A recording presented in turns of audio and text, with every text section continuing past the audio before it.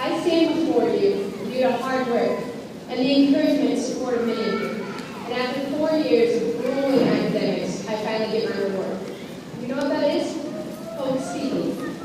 If you look at a list of the top 5 fears in Americans, you would see America's #1 fear is the fear of public speaking, followed by a fear of death, spiders, darkness, and heights. Jerry Seinfeld said, according to most studies, people's #1 fear is public speaking. #2 is death. Death is #2. Does that sound right?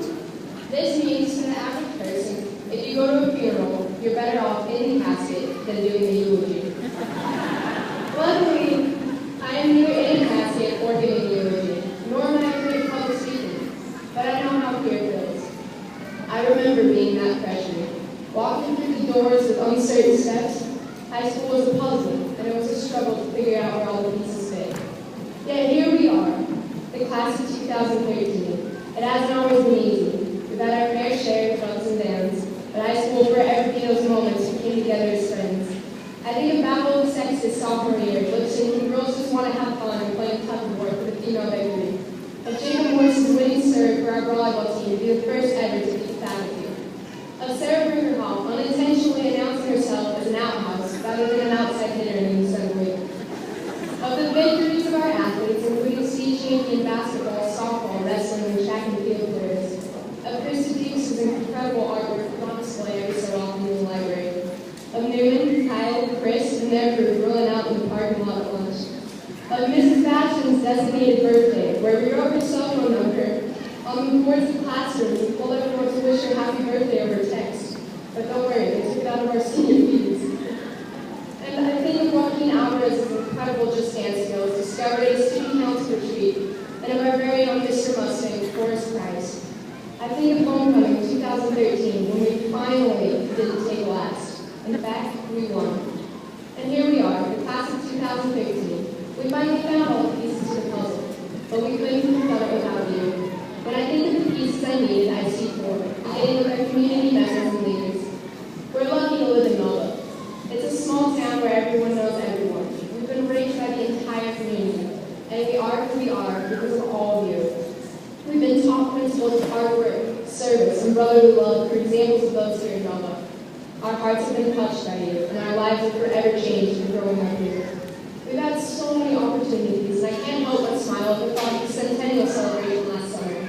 It was exciting to see our little Nova come together, and we're grateful to Mayor Sturgis for organizing the festivities, and he will be greatly missed. On behalf of our class, I would like to express our sincere thanks to the school board for making the hard decisions and providing us the opportunity to learn, and for the administration. He does a great job bossing people around, right, Dad? Our second piece of the puzzle is our coaches. We can focus on athletics, but it includes club advisors, class advisors, and anybody who taught us to succeed and believed in what we would become. I mentioned earlier the success of our athletes, many state champions and even more state placers. This year, our wrestlers were the dream team, which included 9 seniors. They won districts, advanced to state, where Riley Foster won the state title, Troy Richardson earned his 2nd state title, and Jared Joshua won his 4th consecutive title. Our boys track team tied for 2nd state with Micah Spatz winning the 300-meter games. Last year, our softball players won league, districts, and state, and they were recognized as the state academic champions, all with the help of our amazing coaching staff.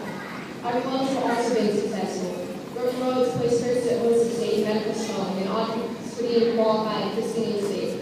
Shauna Anderson received 2 academic awards at the banquet as well as Student of the Year. Samantha Rodriguez traveled to Washington, D.C., testified before Congress, and participated in the immigration rally. Our student council was recognized as the 3rd most outstanding in the state, and I'd like to thank Mr. Helgerson for being our coach.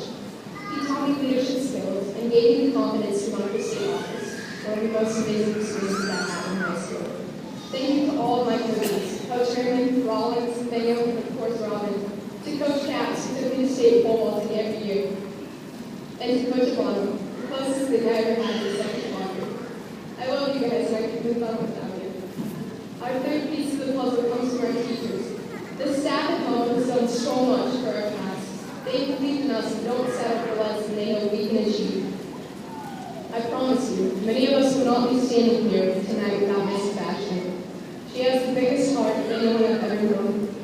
She's dedicated countless hours to our class, and she's laughed and played with us. We stand here because of people like her, and we're grateful for all the time the teachers have sacrificed on our behalf. We will miss seeing Mrs. Moon's giant smile on the hallways, Mrs. DW's orange hands in her annual picnic, and Mrs. Lincoln's motherly make wise choices as we leave every weekend. Our choices, our teachers have taught us love. The final piece to our puzzle is our family.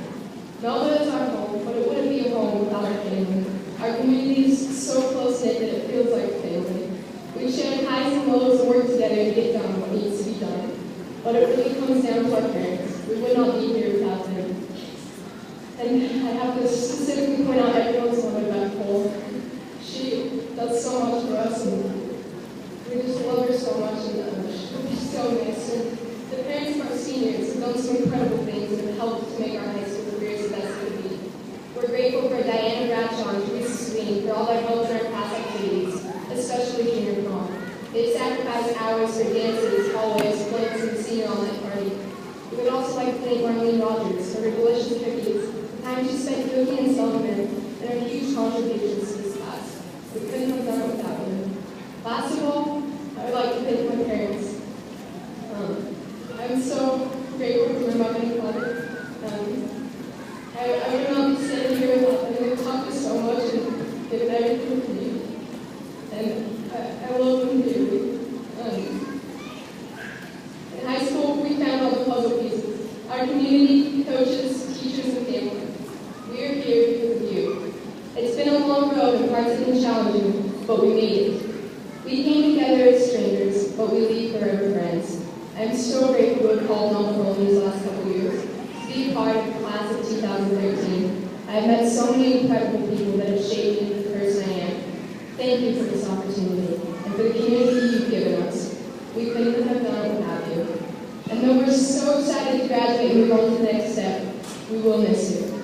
If I could quote A.M. Milne's Winnie the Pooh, how lucky we are to have something that makes saying goodbye so hard. We're lucky to have you. Thank you for everything.